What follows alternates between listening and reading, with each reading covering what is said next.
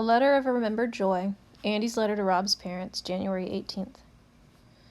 Dear Mr. and Mrs. Washington, if I stood on my head and stripped butt naked in the middle of Fountain Square screaming, "I'm sorry," as loud as I could, it still wouldn't be enough.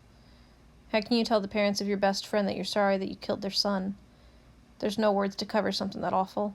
I know you must hate me. I wish there was some way I could have traded places with him, like I should have died and Rob should be okay. I dreamed about Rob a couple of nights ago. It made me start thinking about stuff we used to do together.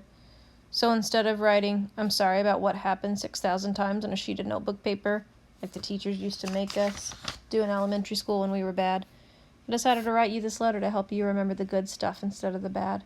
I hope this gives you some comfort, and I hope one day that you can start to forgive me. These are my memories of Rob. I remember spending the night at your house and staying up all night watching cable, eating the pizza that we ordered at 3 a.m., going for ice cream after practice, even though you always said you weren't going to stop, but you always did. Playing basketball with a rolled-up sock and a wastebasket in Rob's bedroom, ignoring you and laughing when you said to cut out all the noise.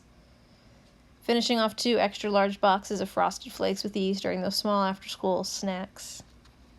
Riding in the backseat of your station wagon all dressed up and nervous, the night me and Rob double-dated for the freshman dance, and you had to drive us because we didn't have our licenses yet.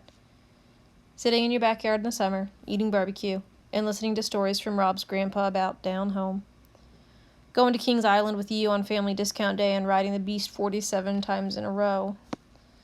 Driving backward through the drive-thru at McDonald's and getting in trouble and having to call you, not for driving backward, but because we were so busy being silly we forgot we didn't have enough money to pay for hamburgers. Getting chicken pox, both of us, in the 8th grade, and staying at your house for a week because we couldn't go to school. Eating spaghetti at your house on Saturday night and having worm slurping contests to see who could suck the longest piece of spaghetti. Seeing you in the stands during all our basketball games, knowing that you'd always be there and feeling good about that even if we lost. Wishing that I could be a part of your family because you seem to have something that my family didn't. These are some of the things I remember about you, your family, and Rob. I will always treasure those days, and I'll never forgive myself for destroying something very special.